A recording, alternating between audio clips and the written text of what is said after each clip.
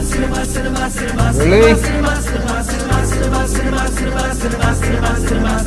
MGR Sivaji sir NTR Rajkumar இவங்க இருந்த cinema இது போல் வருமா கடவுள் ஞான